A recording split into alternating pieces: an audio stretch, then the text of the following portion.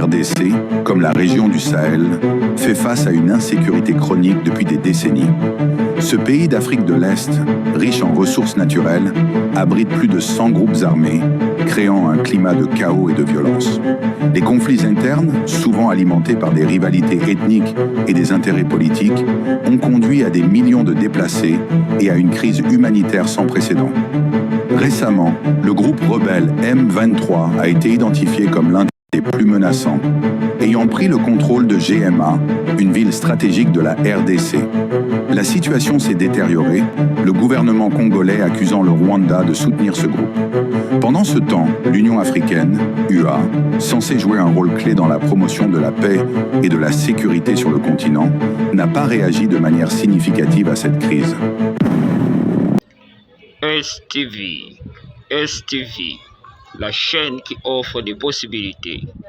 STV. Mais des préoccupations croissantes quant à l'incapacité de l'Union africaine à faire face aux crises sécuritaires en Afrique. Dans une interview récente, il a critiqué l'UA pour son inaction face à la crise en RDC, soulignant que l'organisation, créée pour protéger les enfants et les populations vulnérables, n'a pas réussi à répondre aux besoins urgents du pays. Ibrahim Traoré a déclaré que les enfants du Congo meurent depuis des années, victimes de conflits incessants. Il a également évoqué d'autres crises sur le continent, comme celle du Soudan, qui souffre également d'une grave insécurité. L'Union africaine, selon Ibrahim Traoré, aurait dû générer des stratégies efficaces pour soutenir les États en détresse. Mais son manque d'initiative a été flagrant. Il a souligné que le Sahel, où le terrorisme international sévit depuis près d'une décennie, est un exemple clair de l'inefficacité de l'UA.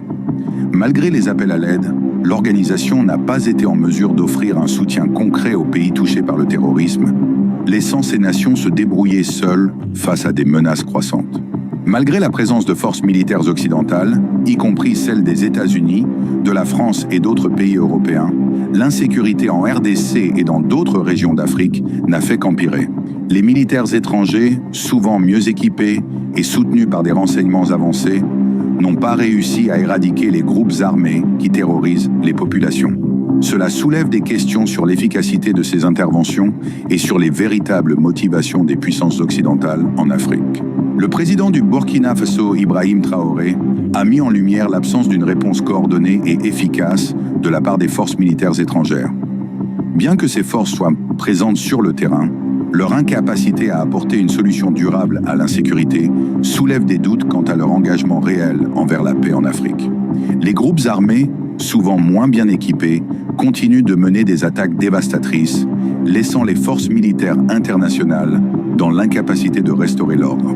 L'Union africaine, créée pour promouvoir l'unité et la sécurité en Afrique, a été critiquée pour son manque d'implication dans les crises actuelles.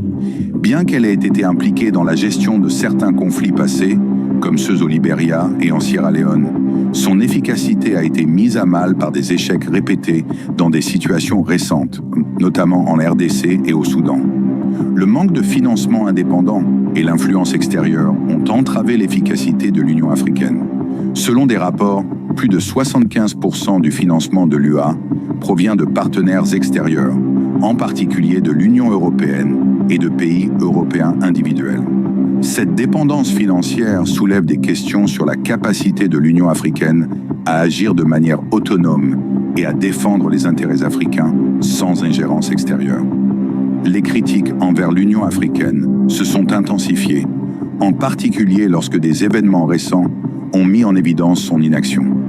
Par exemple, lorsque l'Ukraine a admis avoir soutenu des rebelles Touaregs pour lancer une attaque contre le Mali, l'Union africaine n'a pas réagi. Cette inaction a suscité des interrogations sur sa crédibilité et sa capacité à défendre les États africains face à des agressions extérieures.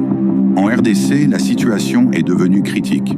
Le 27 janvier 2025, le groupe rebelle M23 a lancé une attaque audacieuse contre l'aéroport de Gma, cherchant à prendre le contrôle total de la ville. Cette attaque a été précédée par la prise de villes voisines, augmentant la pression sur le gouvernement congolais. Les affrontements qui ont suivi ont été violents, entraînant la mort d'au moins 17 soldats de la paix de l'ONU et blessant plus de 300 personnes. La crise sécuritaire en RDC a des répercussions catastrophiques sur les civils. De nombreux habitants fuient la ville de Gma, cherchant refuge ailleurs, tandis que d'autres, qui avaient auparavant trouvé un abri, se retrouvent à nouveau en danger. Cette situation a également conduit à un afflux de réfugiés vers le Rwanda, exacerbant les tensions entre les deux pays. Le gouvernement congolais accuse le Rwanda de fournir des armes et des soldats au M23. Une accusation que le Rwanda a toujours niée. Au Soudan, la situation est tout aussi préoccupante. Après la chute de l'ancien président Omar el-Béchir en 2019, le pays a connu une transition fragile vers la démocratie, marquée par des divisions profondes au sein du gouvernement. Le conflit entre le général Abdel Fattah Burhan, chef de l'armée, et le général Mohamed Hamdan Dagalo, commandant des forces de soutien rapide, a plongé le Soudan dans une instabilité chronique. Les tensions ethniques et tribales, ainsi que les luttes pour le pouvoir, ont exacerbé la violence, entraînant une crise humanitaire majeure.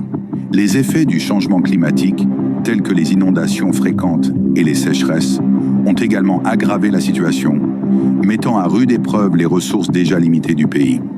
La présence de forces militaires étrangères, y compris celles des États-Unis, n'a pas contribué à atténuer le conflit. Au contraire, certains analystes affirment que l'intervention des armées étrangères, motivée par des intérêts personnels, a aggravé la situation. Face à ces défis, le président du Burkina Faso, Ibrahim Traoré, appelle à une action immédiate de l'UA pour rétablir la paix et la sécurité sur le continent. Il souligne que si l'UA ne peut pas agir, il serait peut-être temps de dissoudre l'organisation au profit de blocs régionaux comme l'Alliance du Sahel, AES, qui prône l'indépendance et la souveraineté. L'AES, formée par le Mali, le Niger et le Burkina Faso, vise à rassembler les efforts de développement et à lutter contre l'insécurité terroriste tout en promouvant l'unité africaine. Les dirigeants africains doivent maintenant répondre à cet appel et envisager un avenir sans dépendance extérieure. La capacité de l'UA à résoudre les crises sur le continent est mise à l'épreuve et il est essentiel qu'elle se montre proactive pour regagner la confiance des populations africaines. Si l'UA ne parvient pas à agir, l'émergence de nouveaux blocs régionaux comme l'AES pourrait offrir une alternative viable pour la paix et la stabilité en Afrique.